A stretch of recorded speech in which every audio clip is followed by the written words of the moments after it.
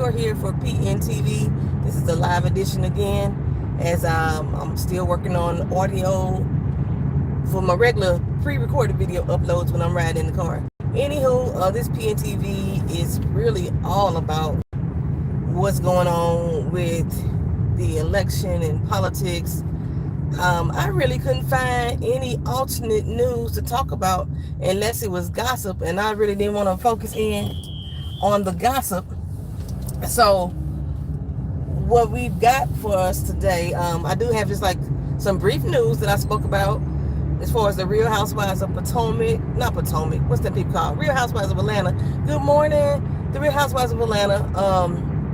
Marlo Hampton did not get her contract renewed, but she found that it was not renewed after season 15 ended, so this is not new news for her. Candy, I think I mentioned this before, she is not going to return back to Real Housewives of Atlanta as a cast member. I do believe she still has her hand in production though. I know Todd does, but as far as I know, she's not going to be a cast member at all, and that's the only thing. Hey. And we know that Portia Williams, or Portia Gudabay, or whatever her name is returning to Real Housewives of Atlanta. And when she announced it, she was like, Portia Williams not returning, but Portia Gudabay, or whatever her last name is returning. And then like a couple days after that, we saw that she filed for divorce from Simon. So if I'm not mistaken, because I stopped watching the show in season 9, Simon's former wife was Fallon, right? And Fallon was on the show. I don't think she had a piece, but at least she was a friend of somebody. She was on the show. And that's how Portia ended up meeting Simon, was through the show. I could be wrong, like I said, because I'm not watching. Anywho, Portia ended up with the man. She, going on this whole little African, I don't even know what to call it, baby. She been on this African parade about, she stepping into his roots and everything, and what type of princess she is. And I think her best friend had married his friend, and now they both big African princesses or whatever. Well, anyway, she's losing a damn crown. Well, she filed for divorce. I don't know why she filed for divorce. I'm not even sure if she had anything to do with the reason why him and Fallon broke up, but that may have been a suspicion. Anywho, child, she coming back to the Real Housewives of Atlanta. I, again, am still not watching this show. I don't even know who the rest of the cast members are, with the exception of Kenya and is Sheree coming back? Nobody else, as far as I know, has announced whether or not they coming back, except for Marlo. Marlo know for sure she ain't. So, I mean, that's all I really had. Other than Blood and Water start today. It's on Netflix. I'm going to start reviewing it. I didn't really review much of last season. I did like a summary after I finally watched the whole thing. But it starts today on Netflix. The reviews will go up on Sunday. I'm not going to be watching TV during the week like that, like I used to. Watching it on the weekend. And then we get the reviews. It looked like it's going to be a good season because the kids or the teenagers are finally growing up more, so they're almost out of school.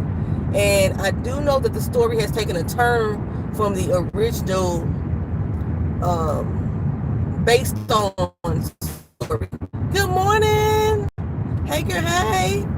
So I do know that there's another TV show out in Spain called Elite. Elite and Blood and Water has crossover episodes. Elite's episodes have already been posted to Netflix. They was posted at the end of last year, so if you wanted to watch those, you could watch. And one of our main stars for Kele Bele is crossed over and went to Spain on an exchange program. And so one of the main characters on that show, Ivan, you will see him on this season of Blood and Water. He's gonna be the thorn in the side for Pule this season, child. But like I said, they definitely have strayed away from the original storyline, because if you didn't know, Blood and Water was based on a true story initially, but now the show has become gaining popularity. They have the liberty to expand the show's palette and throw in more fictional storylines to help the show stay on air. I really like it. I really enjoy Blood and Water. Y'all know that. And it gets better and better as the time goes on. Okay, so that's all that I have. Am I in the school zone? Okay, then the police didn't move if I was. That's all I have as far as like positive news.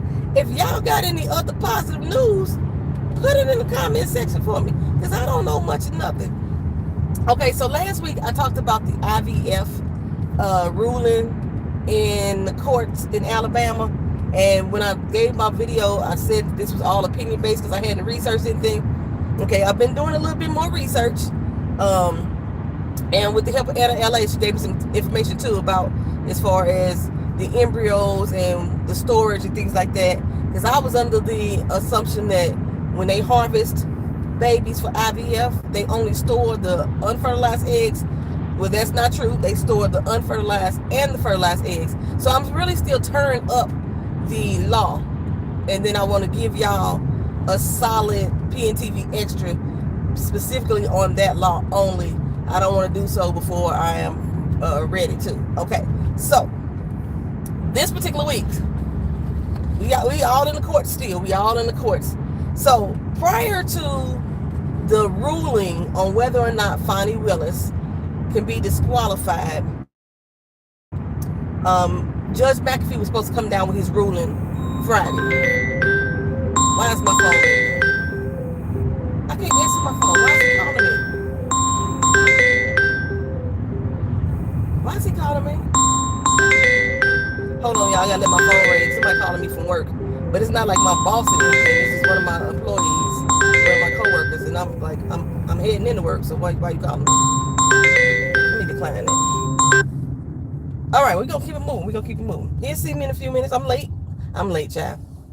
So, if you didn't already, some lawyers.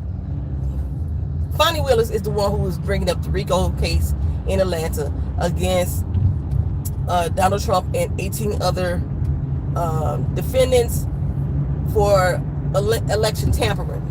Okay, 4 people have already pled guilty, so we still got 15 people left. That's including Trump to prosecute.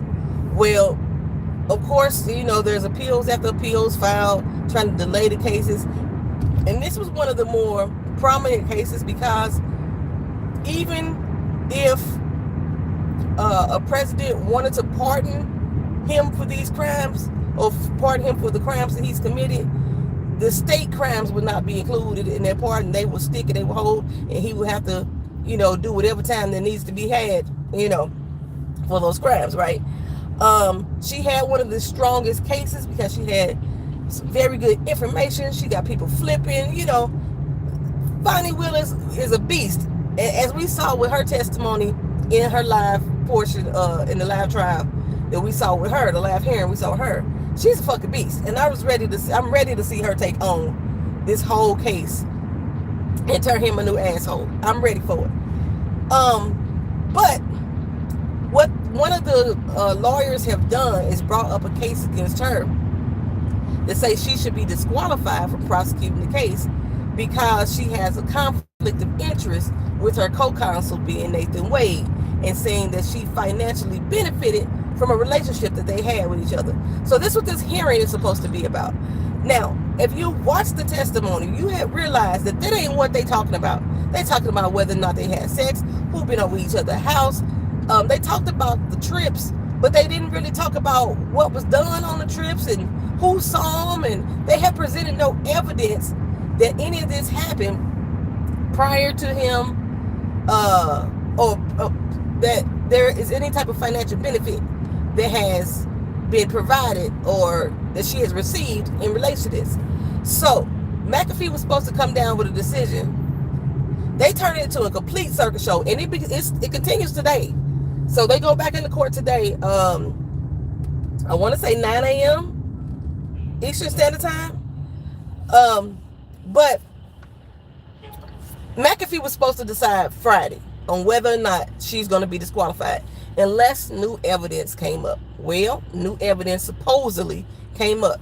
There was a private investigator who submitted in cell phone records to show that Nathan Wade was in the vicinity of Fani Willis's home based off of cell phone tower pings. Now, a few things is wrong with this situation. One, this person didn't legally obtain these documents. Two, he's not an expert witness, and in criminal cases, the only people allowed to testify are defendants, witnesses, and expert witnesses. Which he's neither. Even when the lawyers on the defendant, the opposing side, presented this evidence to the court, they said in their own briefing that this man was not an expert. But for some reason, they're trying to submit this information into the courts as legal admissible evidence, which it is not, since he's not an expert and it was illegally obtained. And two, have him on the witness stand. He's not a legal expert. He has nothing else to do with the fucking case. So the judge should not allow this man information or testimony to be entered in.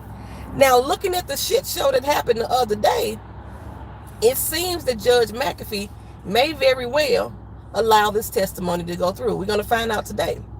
And the reason why is because they recalled Bradley up to the stand. Bradley is Nathan Wade's former partner, and he also proceeded over Nathan Wade's divorce proceedings, right? So, which makes him legal counsel for him as well. They have not spoken in over a year. I don't know if they had a falling out or what have you, but they haven't spoken in over a year. They brought him back up to the stand. Now, from what I was listening to, I missed probably the first 10 minutes of it, but for what I was listening to, I listened to the end. All these lawyers kept repeating the same questions that he had already asked and answered. It seems that they were trying to stump him up, trying to make him perjure himself, to hold him in contempt of court or what have you. But my thing is, nothing that they were asking him still had anything to do on whether or not Fani Willis financially benefited from the relationship that she had with Nathan Wade. None of it. All of it was just to basically expose more salacious information. They just want to really dig into this woman's business and expose more of her business. Now, it seemed as if they were really getting to Bradley. That's what it seemed like, because, you know, they got real aggressive. They started talking smart to him. They kept trying to tell him. They even called him a weasel. The lawyers called him a weasel. And the judge was allowing all this shit, right? But he stood strong on the fact, I don't know nothing. I didn't see nothing. I ain't heard nothing. I was speculating. Well, why would you do that? Why would you speculate? Why would you say that? First of all, he wasn't on the oath when he was talking to the lady. He was talking to her through an email, through a text message. And why they ain't putting her ass on the stand? Why they ain't putting her ass on the stand? But anywho, he still hold fast that he don't know nothing, and he just speculating. And so they trying to say, so you lied to the court. A speculation is not a lie. A speculation is based on what I feel or what I think for whatever reason. And they were trying to really get down to the reason why he speculated this. I mean, because people do that. People spread rumors. People chit chat. People make up things in their own head to if they don't know the details about a situation, they will come to conclusions about them. We do that every day in our walk of life when we look at people that be in a restaurant. Be in a restaurant and see a couple having a heated conversation. 8 times out of 10, you say to yourself, oh, he done fucked up. He cheated. He done did something wrong. They mad. They could not even be mad at each other. They could just be having a heated conversation about a topic. But we up here speculating about what's going on in that conversation. Doesn't mean that anything that we saying is true. And that's basically what he said during this hearing. But Judge McAfee kept allowing that line of question. He kept overruling the fact that just about everything that they asked had been asked and answered already in previous hearings, which is not in line with how a legal proceeding is supposed to go. He kept allowing, he kept coaching the lawyers from the other side, telling them what they should have said, telling them what evidence they should have submitted. It kept saying, we're going to allow this line of question just to see where it goes. Where they do that at? First of all, the question was already asked and answered, so you should have sustained the objection in, but he didn't. And now, we've already known that McAfee was a Republican judge, right? But now I'm starting to wonder, is he a MAGA Republican? Now, I do know, which is something I haven't mentioned before, and you don't hear about it a lot in the media either, that Judge McAfee used to work for Fani Willis. You know, he joined her court division over 10 years ago, and he worked directly for her in the criminal division that they worked in. Does he possibly have some type of beef with her too? He holds some lifelong animosity too, as being her former employee. He should have been recused from the case as well, but he didn't. So now it just makes me wonder, like, what's going on? Who got to you, Judge McAfee? Who got to you that now between the first hearing and this recall, that now all of a sudden you're doing things that are not in line with the way that a legal court proceeding would normally work, and you're allowing leeway for things that are not of legal standing? I didn't understand that. He was really working my doggone nerves, child. But like I say, today, if he allows that cell phone information to be entered into as evidence, if he allows that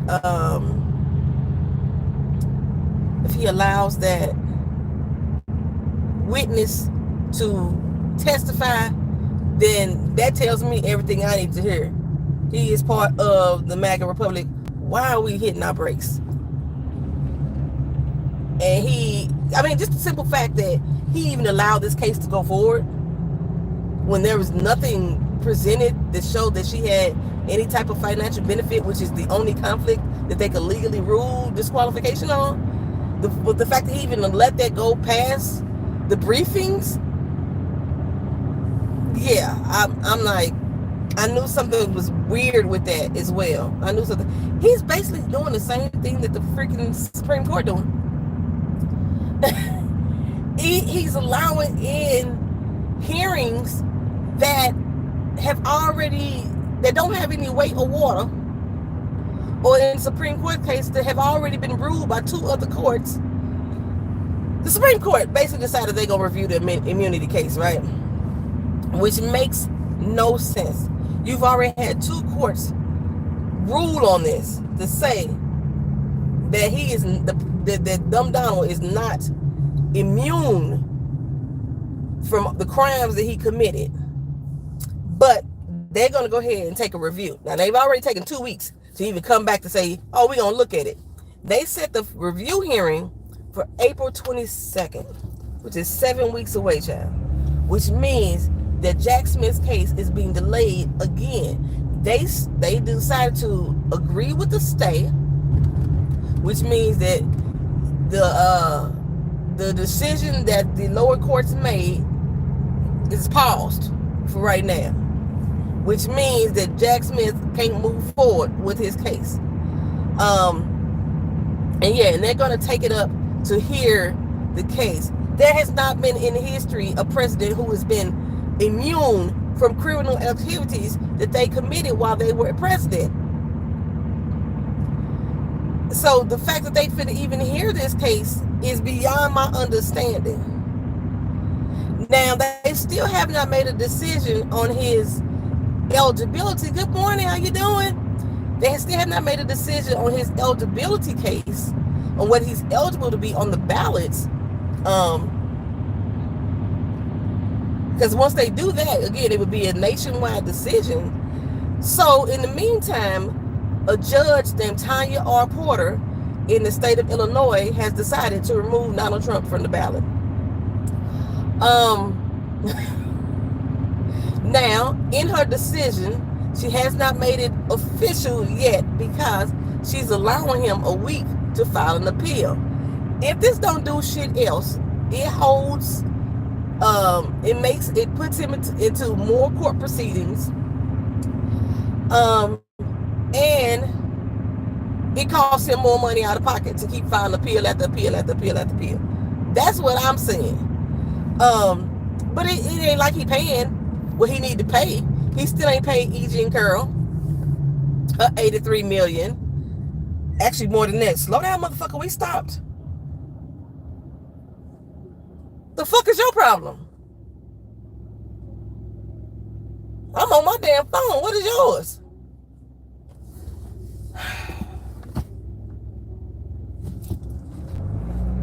Okay, let me get back to driving. Okay, so woosah, motherfucker, woosah. So, motherfucker made me forget what I was talking about. Ooh, B. This is why. Forgive my road rage for those who normally ain't here. This is my normal way I do. Anywho, so with the, what am I talking about? The immunity? Oh, the fines that he ain't paid. So he had to post a deadline, a bail, in order for him to file an appeal. The fuck is your problem? Don't roll up on me act like you finna be tough, bitch. I will park this motherfucker and whoop ass. My back feel good today.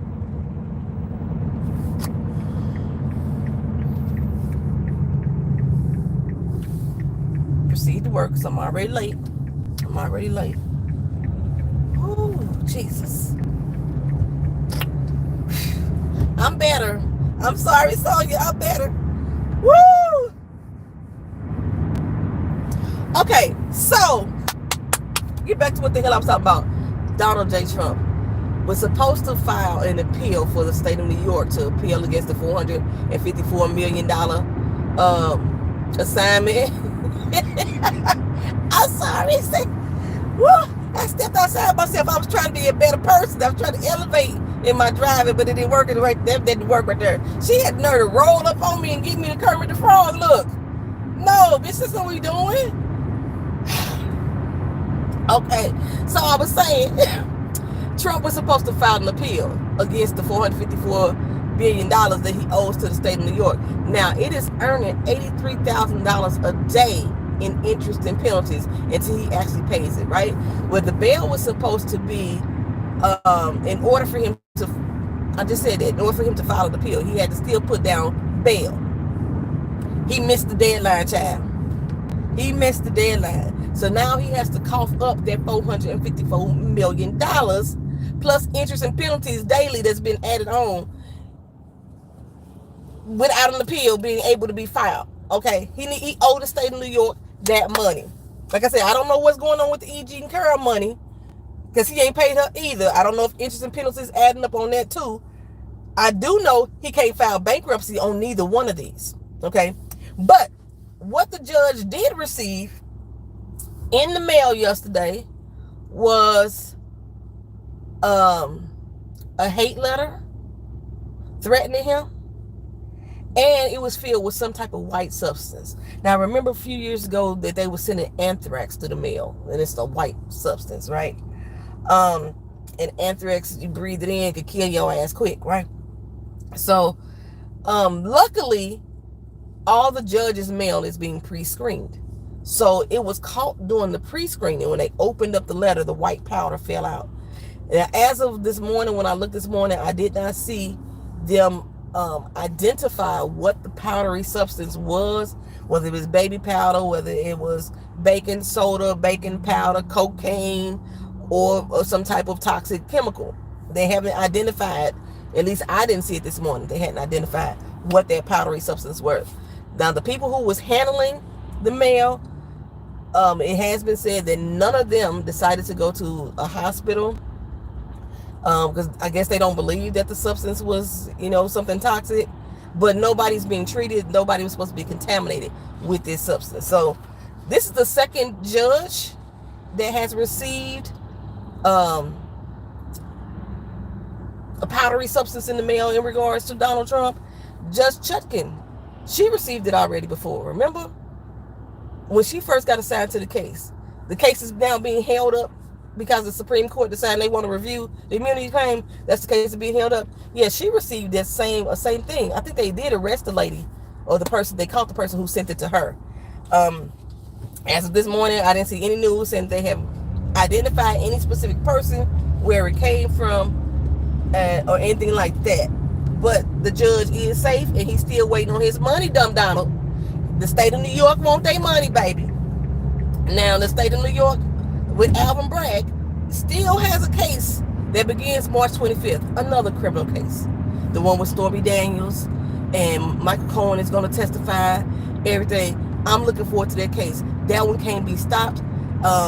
They've already rejected Trump's briefing or his request to dismiss the case. So they going forward with that shit. I'm waiting on that one. Okay.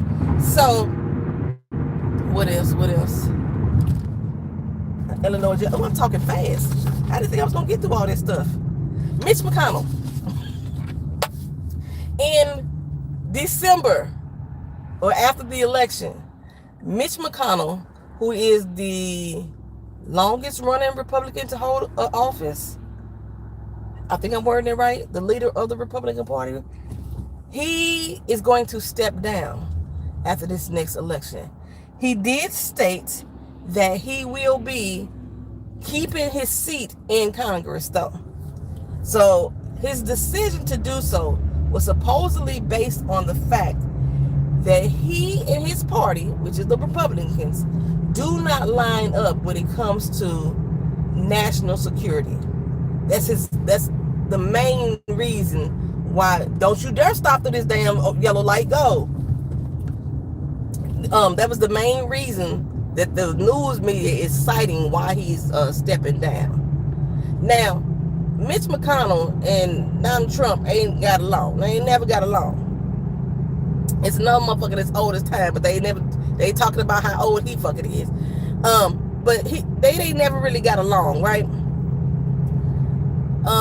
However, the fact that he's deciding to step down because him and the party can't agree on one subject matter that they're focusing on, national security, that tells me that Mitch is folding.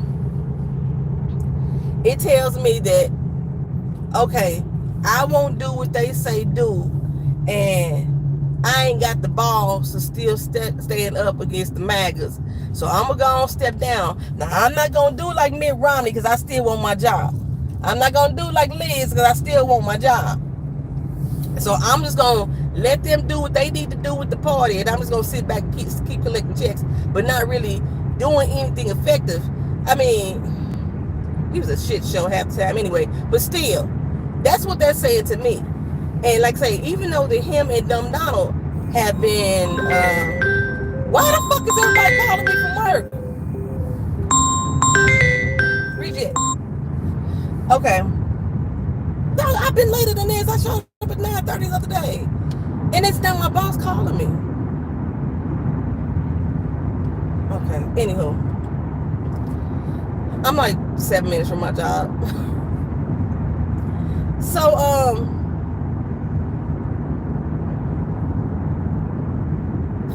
they made me lose my train of thought.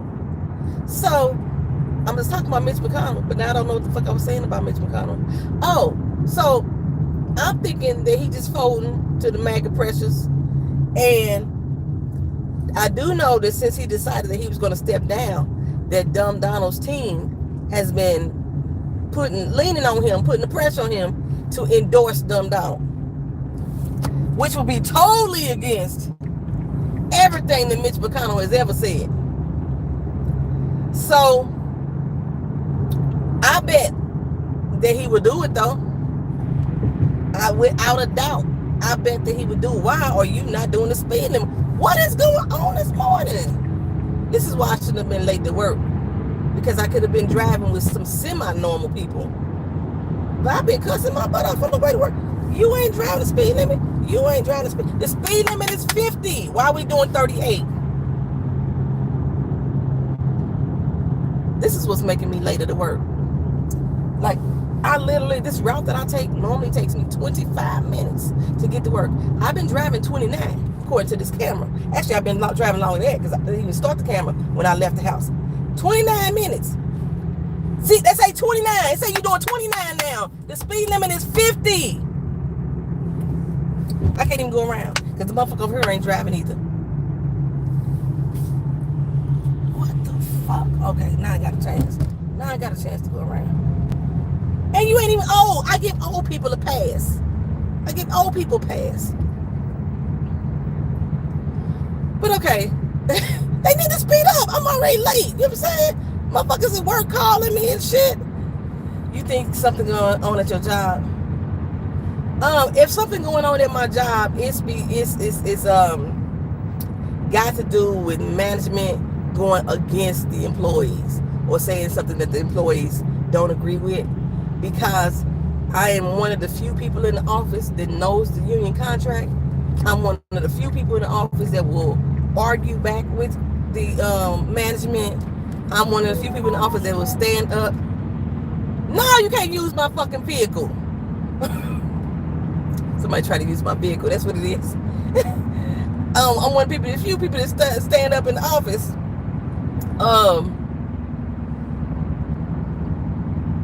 Damn, I gotta respond to this. No, you can't use my fucking vehicle. What time she gonna be back? Let me get off here and call up these people back at work, y'all. I think I said I was gonna say about everything. Thank y'all for being here. Thank y'all for watching. Watch Mitch McConnell endorse Trump.